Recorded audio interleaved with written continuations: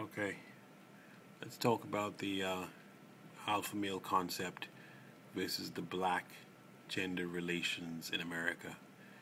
This is a very popular topic right now on YouTube, and there are a lot of black males and black females fighting and being very hostile towards each other, and there's a lot of confusion, there's a lot of ignorance, a lot of resentment and hate. And, of course, that's all part of human nature, but I want to clarify. I want to make sure that everyone can learn and understand something important about why all this is happening. Yes, I have the answer as to why this is happening, and a lot of you are not going to want to hear it, but this is the answer. There's something called the alpha male concept with the human animal. The alpha male concept refers to the male who is most capable of controlling resources and wealth so as to provide wealth for a mate and for the offspring. Just let that sink in and understand exactly what that means. Now, if we understand America and we understand the world and the way that everything is balanced and structured right now, we will know that the white male is currently the alpha male of our time.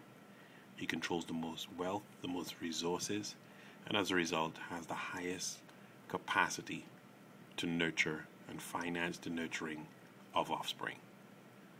It's really that simple. That's what makes him the alpha male. Now, on the other side of the scale, on the bottom end, we have something called the beta male. The beta male is the male of the complete opposite. Controls the least resources, has the least wealth, and the least capacity to pay for a mate and offspring. Now, if we apply that to the racial construct in America, we will know that the black male is in this position. He is portrayed as, seen as, treated as, and in many cases is the alpha male. What does this mean for female and male relations in the black race? Well, basically it means that when a female comes into contact with an alpha male, she has an instinctive response, an instinctive positive attraction to him, because her basic carnal urges are to seek out a male who's capable of nurturing her and her potential offspring. When she comes into contact with a beta male, she does not have the carnal responses that cause a positive interaction, a positive relationship dynamic. So there is a higher capacity for stress, dysfunction, friction, misunderstanding, all as a result of her lack of respect for a male who is beta. And unfortunately, her male, the black male in this situation, is portrayed as beta. She cannot instinctively feel attraction or respect for him under these conditions. As a result, there is always this underlying tension and friction in many black couples or many black mating situations.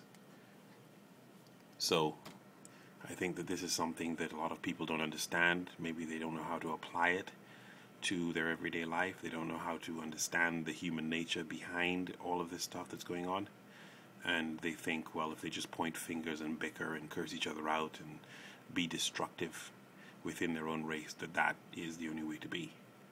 But I think that once we understand our animal instincts and how those affect our actions, that is the point from which we can begin to be progressive and reconstruct some sort of positive dynamic so that the black race does not dissipate and disappear and go away before our eyes. Okay. The solution is not simply to say, okay, well, I can't get along with her, so therefore I'm going to go look for this other race. I'm going to go look for that other race. Okay? That is not the solution that's going to keep the black race intact. So I think that what needs to happen is that black males and females need to come together and they need to understand that they are one. They can't have one without the other. You can't have a black woman without a black man, and you can't have a black man without a black woman. So you have to look at yourself in the mirror. If you have any love left for yourself, then you have to understand the value of a mate of your race. A mate of your race who is a black person, an Afrocentric black person. Okay? You need to get away from the whole idea that creating offspring that looks like a Eurocentric person is more appealing, is more attractive. You need to get away from that. You need to love yourself again.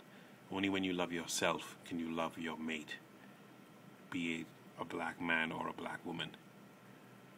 and that's the only way to preserve our race at this point in time.